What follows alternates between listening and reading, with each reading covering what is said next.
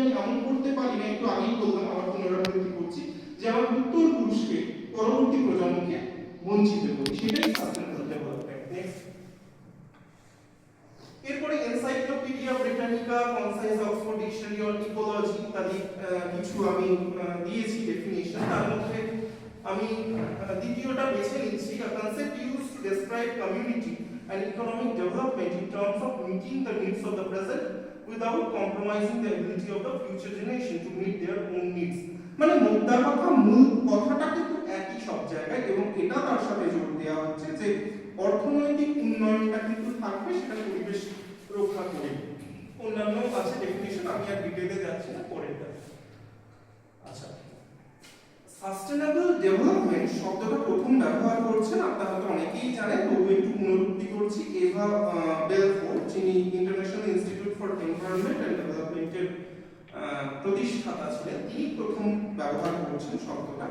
কিন্তু এবং আমরা সাস্টেনেবল ডেভেলপমেন্টের ধারণাটা দেখছি মোটামুটি যখন ওই ফরেস্ট কনজারভেশনের জন্য যে আন্দোলনগুলো হচ্ছে ইউরোপে, আমাদের ভারতবর্ষেও প্রচুর হয়েছে পরবর্তীকালে চিপকো ইত্যাদি আন্দোলন 17th-18th সেঞ্চুরি, সেই সময় থেকে দেখছি। এবং তারপরে মোটামুটি ভাবে আমরা যখন স্টকহোমে যে সম্মেলন হচ্ছে পরিবেশ সংক্রান্ত, সেখানে কিন্তু একটা সাস্টেনেবল ডেভেলপমেন্টের একটা রূপরেখা নির্মিত হচ্ছে। পরবর্তীকালে বার্ট্রান্ড ল্যান্ড রিপোর্টে পাচ্ছি, আর্চার্টার এজেন্ডা 19 ব্রাজিলের রিও ডি জেনেরোতে হয়েছিল, এজেন্ডা 21 সরি।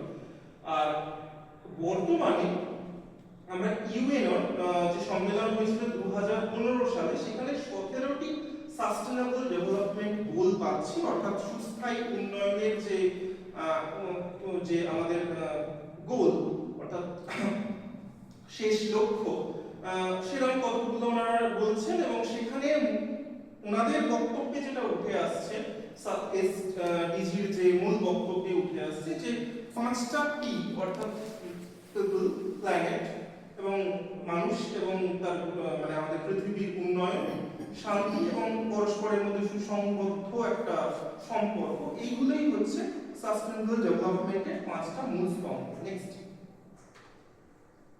তো এবং এই যে 5টা মূল স্তম্ভ কাজ করবে মূলত পরিবেশ সংরক্ষণ, সামাজিক এবং অর্থনৈতিক সংরক্ষণের কথা ভেবে। এবং এই 17টা সাস্টেনেবল ডেভেলপমেন্ট গোলের কথাও নেক্সট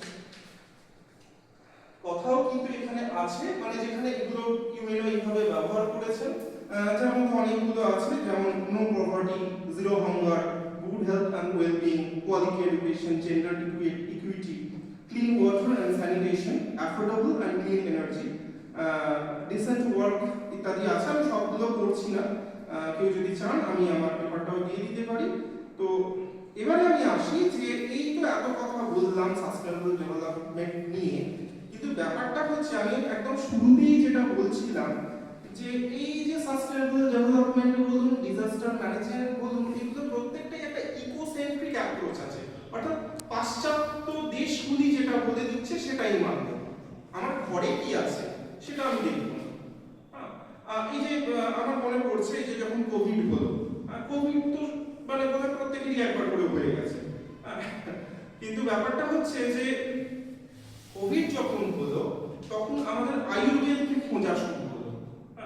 আয়ুর্বেদ খুঁজে আয়ুর্বেদের মধ্যে কিভাবে এই আদিব্যাধির মানে বিনিশ্চয় করা, অর্থাৎ সেটাকে ধ্বংস করার জায়গা আছে, সেটা কিন্তু আমরা দেখতে শুরু করলাম।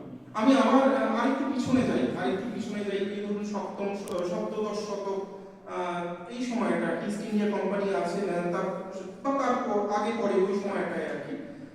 সেই সময়টায় কি হচ্ছে, আপনারা তো শীতলা পুজো সকলেই শুনেছেন নিশ্চয়ই, শীতলা মায়ের নাম শুনেছেন। তো আমাদের এই যে রোগ ব্যাধির দেবদেবী, এনারা শুধু কিন্তু দেবদেবী নন, আমাদের ভক্তি থেকে পুজো করছি, ঠিক আছে, ভক্তি থেকে।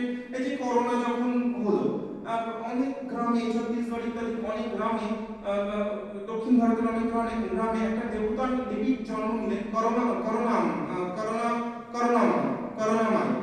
এবং অনেক সময় এটা হচ্ছে যে আমি নিউজে পড়েছি আর কি, রেড লাইট এরিয়াগুলোতে তাদের দেবতার নাম হচ্ছে এক্সাম্মা, তারা পূজা করছেন যাতে সেই রোগে তারা আক্রান্ত না হয়।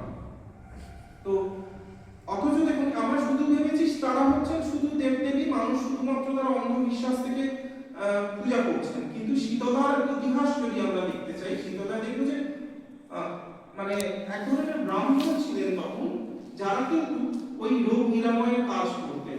যারা কি হয়তো বসন্ত রোগ হয়েছে, তার থেকে বসন্তের জীবাণুটা সংগ্রহ করতেন আর কি, এবং সংগ্রহ করে সেটাকে পরবর্তীকালে ওই একটা পুঁটলির মানে একটা পুঁটলার মধ্যে আর কি রেখে দিতে, এবং পরবর্তীকালে কিন্তু বসন্তের রক্তটা আর কি, বসন্ত রোগীর আর কি রক্তটা সংগ্রহ করতেন।